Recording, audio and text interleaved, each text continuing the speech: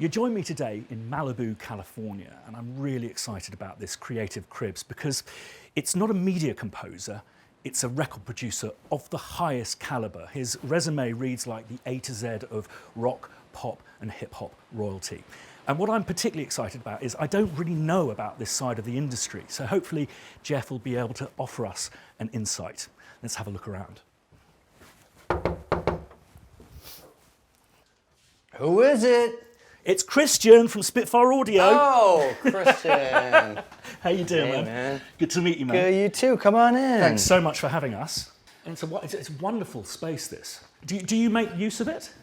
I do, and actually, I rented this house right before the pandemic, kind of because I thought it looked a little like a studio. It was, a lot of this area used to be like ranch and horse farms, but I kind of liked that this had a little more of a groovy 70s vibe with the vaulted ceiling. It kind of reminded me of a studio, and I wanted to have a place to like get away from town, but also like maybe work with artists, put a band up. I have a label. I signed this amazing band, Vacation Forever, from Sweden, and I was like, well, they can go record. Then I also kind of rented one that was like a little rough around the edges, so they wouldn't mind if a bunch of Swedish rock guys would like break it, Yeah. So, it's a little rough around the edges, but I'm a sucker for a place that's just kind of like, you can kind of make it your own, you can kind of do your thing, so yeah.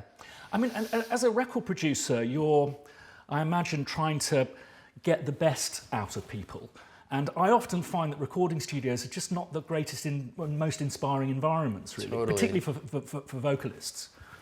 Totally. I mean, you're so right. And there are so many amazing studios in Los Angeles, and I do geek out on like the type of records that were made there, the artists. It's kind of like a church of recording, right? But you're right, it's not always the most creative place. And now, since technology has advanced so much, right? I mean, when I started producing, it was kind of right as DAW recording started taking off, right? And before that, I had a Tascam DA38, 8-track, right? I was an ADAT man. Right, yeah.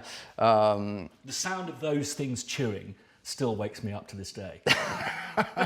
Yeah, so, it's nice like to create and then being able to capture the moment, right? Yeah. So, like being able to work in a place that's kind of groovy and sets people at ease. When I first moved to LA, I moved into a house with a couple friends who had moved here before me and were doing really well while I was like broke and freezing in a basement in Brooklyn.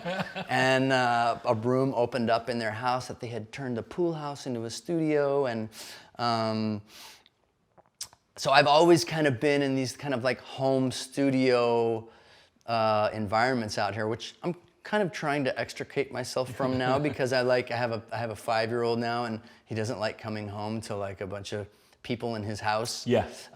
But it is awesome to be able to, and I'm still somewhat addicted to being able to, and he's actually catching the bug now too, to come down in the morning and jam and live in a studio basically, right? So lovely piano, this. Thanks. Yeah. I don't think I've seen these mics before. I discovered these when we were in Jamaica recording Harry Styles' album, and the piano they had, like, it just sounded awesome. It was some weird, like, souped up kawaii piano, but it just sounded, it's so detailed, and we're like, what is going on in here? And it's these Audix mics that are kind of made to be thin enough and mount so that you can close the lid. So what is your process? Is it different for different artists, or? Like maybe in a nutshell, a lot of it is about finding the story, getting to know the person. It's interesting, like, depends on what phase in their career they're about, what phase in their life is going on. What are we gonna write these songs about? What kind of song, or what story do we wanna tell? So that's kind of like the big one for me, like we may just like talk for hours or even the whole first day, like I love that song can like communicate in such an effective way, right? It just like captures someone, like watching someone, like 100,000 people at a concert sing one song together, like that's the power of song. So I don't know how other people think about it, but it really made a big impression on me, like how much power we have there. So kind of figuring out like what we want to say is kind of one of the biggest parts of my process. Another part of my process is embracing all the flaws and the mistakes that you make, or at least not all maybe, but making sure not to clean things up too much, because it's so much like with the character. Character is so important, right? And the flaws and the mistakes are what really make it stand out. If you clean it up too much, you lose that essence of the spontaneity or the energy of the things being created. Creation is messy. You've ever seen like a baby cow being born? It's horrendous. But that's, that's a horrible image, but it's not always clean and sweet and rosy, right? So, and all that contrast between the tension and release of things being messy and then being clean, you can't have one without the other, right? No. And I think we respond to flaws. So I think some of the greatest singers tend to have a bit of pain in them.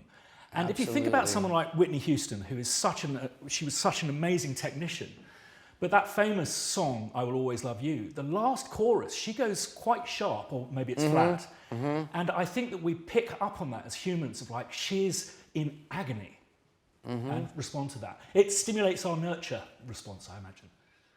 Totally. I mean, Whitney, one of my favorite singers ever. But I mean, you're so right. And it's hard to better example would be like, not to try to top you, Christian, but the example I always use is Bob Dylan. Yeah. Right? Because you would never teach someone to sing like Bob Dylan. Right? But if he wasn't Bob Dylan, he's one of the most beloved artists ever. And it kind of goes back to another point, is it's the story he's telling, because he's such a good storyteller. It's not just that he gets away with it because he's such a good storyteller, but that's him. That's who he is. And to echo what you said, it took me a very long time to learn to just be me, right? And embrace what I have to bring to the table rather than keep studying so that I can become something that I think is perfect.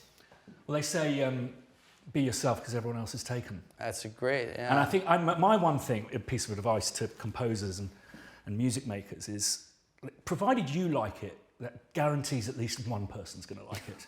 If you don't like it, there's no guarantee anyone's going to like it. That's right. I started out as a composer, actually. I kind of fell in love with jazz and modern classical music. That's what kind of really turned me on, like, kind of discovered like Stravinsky and like that whole, there's such a striking way he orchestrates and uses the orchestra, and I love how he called himself a musical inventor. He was not a composer, he was an inventor of music, right? Wow.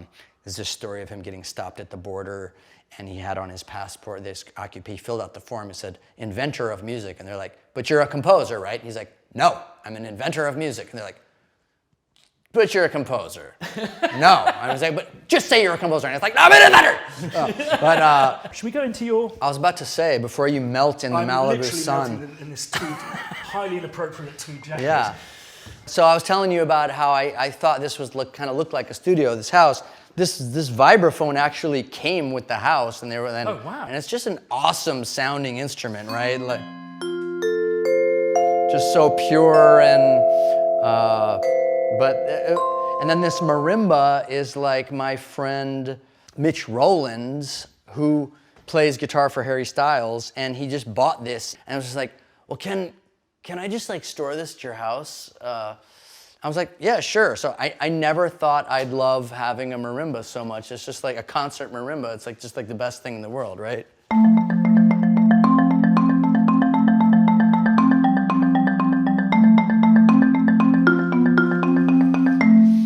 So that's kind of like the live room, and then this is kind of like the control room of sorts. So it's a Trident desk. It's a Trident desk. That looks very vibey. super vibey, right? So, you know, when I started out, I was so happy to be in the box, so to speak, and not obsess over being analog or anything like that, because, and you know, to some extent, I still do feel like, you know, music should sound like the cheapest available means of production of it, in a way, right? I mean, a friend of mine, Ethan Elapat, who works with the amazing producer Badlib specifically said that, and I thought he just nailed it so much, because he did all of like Freddie Gibbs' album on an iPad, and he said specifically he didn't want to use expensive equipment because the sound of hip hop, right, is 2 turntables, because they couldn't, and at the cheapest equipment, they couldn't afford to go into a real studio or make music like that, so they figured out their own way to make it, right? It's like contemporary art. Yeah, and secondhand music as well, using, yeah. Totally, right? So I really resisted getting too focused on the gear, but then after working with Mark Ronson on his album, he just got me obsessed with this kind of more classic way of, and he always has a desk in his studio, you know, and works with the desk. It's got that very class A, like really clean analog channel feeling, but it's still got the vintage, and it's very wide. Like the highs are super high, in the EQs at least, you know, okay. Super high, the lows are super, it's quite hi-fi, you know, it's not like as specific as a Neve, the way it will like kind of, there's friction in there, something going on. It's an instrument and an awesome stand for my center control. You know, it's like, it's basically, and then we plug everything into it. But I still have the dream of doing a project where I just go off the board and use the tape machine. And what DAW do you use? Pro Tools. I mean, I'm comfortable. I used to use Logic a bit more. Like I'd use Logic for like MIDI. Mm-hmm. And then I'd use Ableton for messing around with ideas and bending stuff. But Pro Tools is kind of like the main landing pad where everything kind of ends up. Yeah, I mean, you've got some great outboard here as well. I'm fascinated by the cassette deck. You know, the cassette deck I bought because, one, it's just cool, and I like the way the buttons feel. But, you know, when I was doing Harry's first solo album, we went to Jamaica. This place we stayed at where they'd put you up and there's a little studio there. They had these couple of vintage cars there, and they said, yeah, you can take them out and drive them if you want. I was like, oh, that's awesome. And I was kind of flying back and forth because, which was a nightmare because I just had my son. But I thought, you know, how fun would it be to like make a cassette of our stuff we're working on and drive around in the car. Oh, cool. Right? Yeah. So I was like, okay, I need to get some sort of like, you know, these used to be in all the studios, right, back in the day. So I found this on like Craigslist or something, met a guy in a parking lot and bought it. And I started making tape of our stuff. And what I discovered was by making that tape, it was a whole different process of assessing the album and what the material we had and how we were to space it out. I started using it as this tool to kind of curate and listen to the material that we were making. And then I made the tape, I brought it back, I put it in the car, and it just ate the tape instantly. Because I don't think anyone had used that thing in it. But I got, you know, I did get a good kind of new process out of it. But it's all about a vocal chain for us producers, right? Because like as my mentor Steve Lindsay told me, all that matters is the vocal. Just basically all that matters. Guitarists that. But yeah, my Neves, I need to have these work done, but usually for a vocal chain, I love to the Tube Tech, and no compression on the vocal, just using it because I never want them to hit like a really emotional note, speaking of Whitney Houston, and the compressor just be like, no, you can't go that high, you can only go this high. So I always track the track really low and turn their headphones up. I mean, it's so important that, most important thing that they can hear themselves up above everything, right? Turn the whole track 10 dB down. It's so nice just to have it all racked up. And these are the classics, right? Yeah. These are just like, this is what recorded music sounds like. Yes. I always refer to like Abbey Road 1. Is it a good sounding room? It's just what film score sounds like. Right, right. And it's a convention, isn't it, more than anything? For many of the people who are viewing, vocal sessions won't be a familiar thing for them. But in my limited experience of production, I find them incredibly difficult. And it's a real art of nurturing, isn't it? Absolutely, and especially you're working with the artist that you're encouraging them to like tell their story honestly. I mean, I don't think all records get made this way, but my favorite ones, and I think the ones that have the most impact, it's emotional. And you said like it's about the emotion, right? Don't make it sound good. It's like, does it move you? Getting a vocalist into a comfortable space, they want to be the greatest they can be, so there's that pressure, and a vocal, it's like the human voice. We're talking about like the most primal musical instrument there is, basically. So yeah, it's a very nuanced and very delicate thing to do. I mean, my strategy is always like, let the vocalists go, don't nitpick them, give them time. It's also like, often we'll write a song in one day and then cut the vocal. You haven't really even got a chance to internalize that, make that something that is real. So it's like, let it go. Like, let it have all these flaws and everything. Then let them hear it. And let them be the ones to be like, okay, I can do that better. Okay. You know, I always want them to say, "What? Let me do that again." Once I get to that point, I don't say much. And then I can start chiming in on, you know, let's do that again. You were a little flat, or, you know, your energy died a little, or we need a little more energy here. But I know I'm at cruising altitude when I hear them say, "Let me do that one more time. I can do that again. I can do that better." You know, then it's just like getting them to want to beat themselves, want to top themselves, and I'm just there to kind of keep encouraging them until they really want my input to make it the best it can be, right? But doing that off bat can be so deflating and so... Yeah. When I track orchestras, I try and do it in 2 or 3 takes because I can hear it apexing. And I imagine the same is with vocalists. You can kind of go, you're tired now, you know. Even though there's a deadline, I don't think you rush through it, right? You have to time it incredibly nuancedly well to get done everything. I love watching that go down, any kind of like film scoring session, or I'm working on a musical and watching the director rehearse this read through, which was a read through with a full band and the actors just not in costume and everything. Watching them like rehearse just so that we would peak at the right moment, you know, that's awesome, the process as we go through to get the best out of the performer, to get the best out of the artist. I mean, I'm just really unaware of how it works with these A-list artists that you work with. Is time a consideration? They must have very big, busy schedules and stuff. I mean, when we were working with Harry, he was filming Dunkirk and just getting out of One Direction, or Kanye's gone through so many like crazy ups and downs, like losing his mom, he was one of the pioneers of being canceled with Taylor Swift, you know, like, so kind of the studio ends up being this like kind of sanctuary where you get to kind of shut everything out, get back to yourself.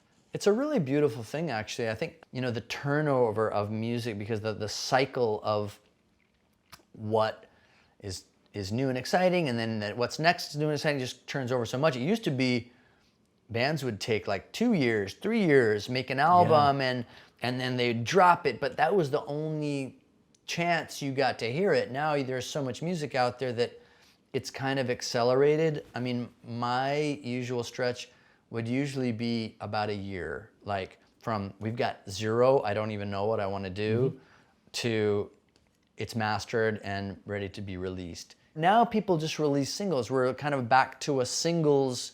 I mean, I had this revelation the other day that like the album is dead officially. Yeah, I guess streaming has also changed how you approach sound and stuff. I've heard that the loudness wars are over and all of that kind of stuff because they have to normalize whether it's Duke Ellington or Kanye. You know? Is that something that you're aware of? Absolutely. Yeah.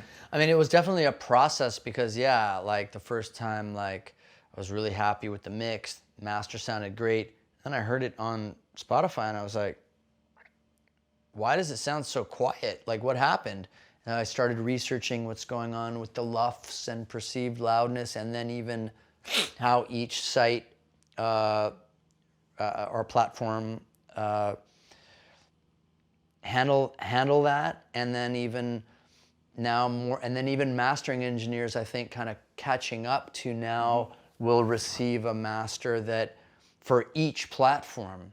Yeah, because you want to make sure that it's, you don't want your music to come on like quieter than the last guy. And it used to be, that was the loudness where everything just kept getting louder and flatter. Now, if you're too loud, they'll just knock you back down. So you want that dynamic range back, which I think is great. Like, because yeah, the dynamics are what take you on that ride. So yeah, it's changed a lot, and like the format, and like, it's interesting, like the whole format, even like with this tape thing I was describing, that's like thinking about it as an album. But now, I mean, the reason I was thinking about like the album's dead is because when you think about, used to be like I'd do a song on an album and then the album sold, let's say 1 million, or let's say it sold 5, or if you're, let's say you got a song on an Adele album and it sells 30 million copies, right? You got that one song, your song sold 30 million copies, right? Now, you got a song on an Adele album, she can take the shuffle feature off, but people are still gonna just listen to the hit song. Yeah. Right? You're not, each song has a different amount of streams. To finish up, so you track the stuff, and you said you don't try to mix wherever possible. So where does it go from here? Goes to Spike Stent right now. No, I mean, you know, there are a number of, actually I'm trying to get back to that because the kind of the younger generation of like, the vanguard of music right now, like rap producers and artists that are ones that are like leading culture, they do just mix it and just send it to the label, and they're like, the label's like, okay, well, I guess this is it. And then it does have a sound. It's kind of like you're talking about like Abbey Road. It's not the best sounding room, but that's how it sounds. Yeah. So that is how it sounds. And I do often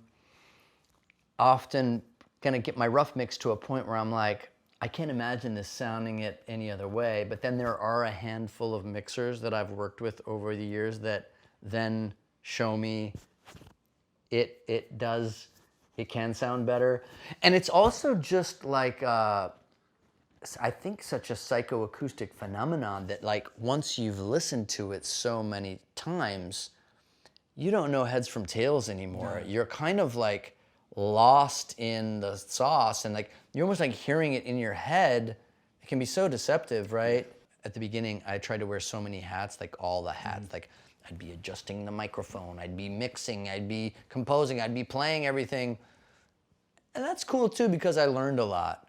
But then I had to learn to just work with the best people. And, you know, even to circle all the way back around, what's the process? Work with people that are better than me. Work with people that I admire and I want to know what more about what they do. That's always the most rewarding, both musically and financially, has always been just working with the best people, and the people who know what they want to do and how I can help them. Like that's like what a producer to me does, or that's what I try to do, is help someone realize their vision. Yeah. Right? So, but it works a lot better if they have vision. Should show you the booth. Yes. That's the last piece of my creative crib. Let's go and have a look. Yeah. So the only thing about this place that kind of let me down a little bit was when I would do the vocal, which I was explaining is like the most important thing. We're getting so much, it's so open and it's so like, I could never get a really good tight vocal. We're thinking, oh, we have this deflector and then this like magic 8-ball filter thing. And I said, well, you know, I have this giant 2-ton booth in storage, in my storage unit. Let's bring it over here. And we recently just put it in, and it's actually literally over 4,000 pounds. It's a hearing test booth. I started using it for the songs, and I got like the best vocal sound I had ever heard, because if you come in here, even with the door open, you hear how it's just immediately dead? It's your voice just went really quiet. Right, it's just completely dead, and you just pick up the detail of the vocal so cleanly. And I've had Bruno Mars, Nate Roos, Taylor Swift thought I was trying to kill her because I forgot to turn the ventilation on, and she's like sweating to death out in the booth. But yeah, I mean, so this is kind of like the last piece of the puzzle, and I love that it has this little window and you can kind of just like see the outdoors, and we tried to make it kind of fun, like with some grass and some fake grass and some plants, but this was really fun to finally just like put this little piece in here and get that good vocal, or a guitar amp, like get that isolation. So this really kind of changed the game for this house, being able to record in it, because now we actually have like a legit control room. We did some guitar stuff in here, like had the guitar amp raging in here. You can like really hear how it sounds. Like you could probably set up a small kit in here maybe. And the question I always like to end on is, Jeff Bhasker today, if you could go back in time and tell yourself one thing at the very beginning of your journey, what would that be? I feel so lucky and so blessed, like the people I've gotten to work with, and just being able to make a living. I just wanted to make a living doing music, and I've kind of, not that success or achievements are like the main goal, but being able to make a living in music is like its own reward. You get to do what you want. And saying to everyone out there who's like struggling to break in, get a big break, or like be able to kind of start a career in music, is like, just don't give up, Because most people do.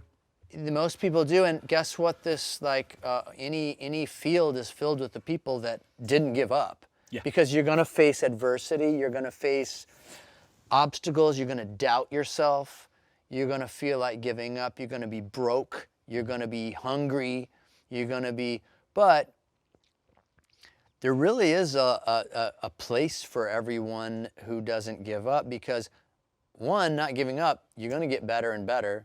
You're gonna keep going, and then you're gonna find your way to that place that you're kind of dreaming about, I wish I could find a better one for myself. I'd be like,